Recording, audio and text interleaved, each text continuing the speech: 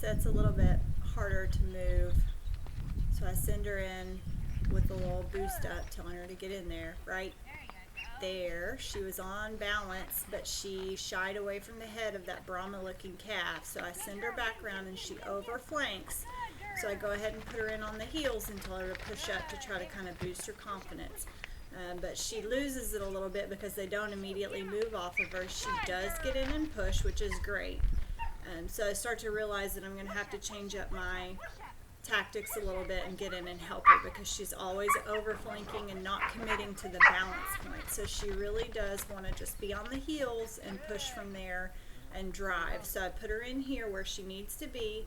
I ask her for a down. So just because she's having a hard time doesn't mean I forget my obedience and let her get away with not listening and not doing what I ask. So I physically move the cattle for her, and then I ask her to get up and help me.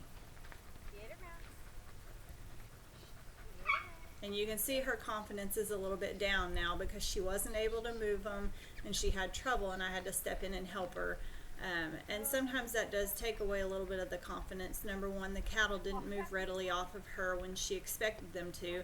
And then number two, I had to get on to her a little bit about staying in the pressure.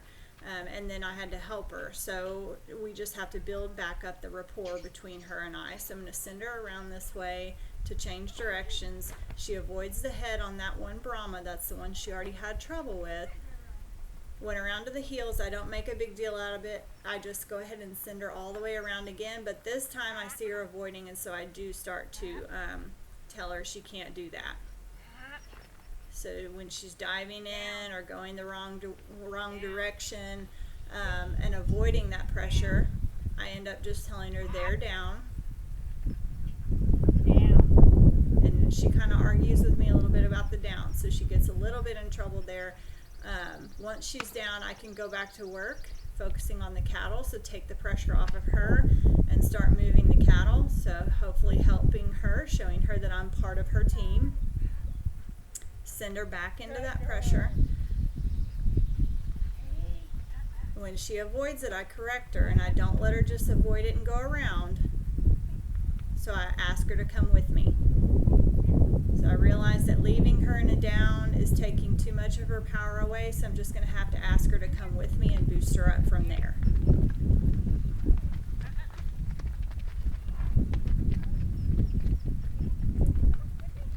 So I'm asking her again, come with me, get in here. And when she's not paying attention or avoiding, then I can correct her a little bit. So it's not, boosting the confidence isn't about just letting the dog do whatever they want. They still have to have the job in mind. So we're trying to get something done. We're trying to move these cows around the perimeter.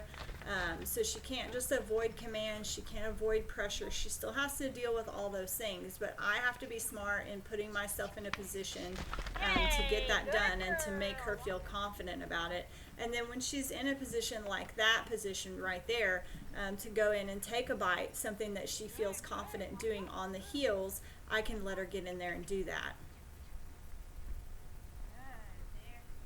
And you can see her confidence start to come back. So she's doing more of what I ask, and I'm letting her work, and I'm trying to put her in a place where she feels like she can get the job done, and then I'm managing the cattle from the side. So basically I'm the one that's telling the cattle where to go. She is the enforcer, and she's the pusher. So I'm going to change directions. So I always do want to send her in and make her do hard things. So I change directions and I send her to the heads, tell her there, and don't give her a chance to back out. And then I power up and lean on the cattle and ask her to get in and lean on the cattle. And that's what makes the cows move, and that's what is going to boost her confidence. But she knows that I'm there. She knows that I'm there to help her. I'm not taking the job away from her, but we are going to accomplish this together.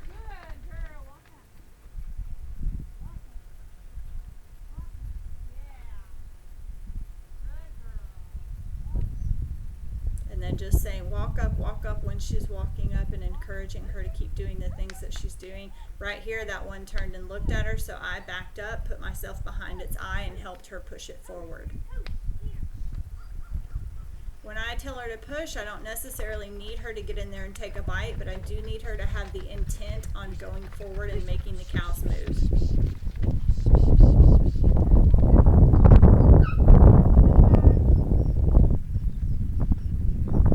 Changing directions again. I'm going to kind of follow her around so that I can support her if I need to, till her there, and then here I go controlling the heads of the cattle. See, I'm right behind the eye of that one that's on the inside, continuing their path forward, and then I can send her in to push if they stall out. Just wanted to do a little voiceover on this because I thought it was a good example of if she's struggling, how you can get in there and help her, and then trying to use her innate skills to get the jobs done that you need to get done.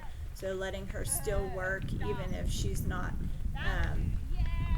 having success on the front of the cattle or having success fetching necessarily. She can still drive with you and then slowly start to turn that into a fetch as she gets more confident.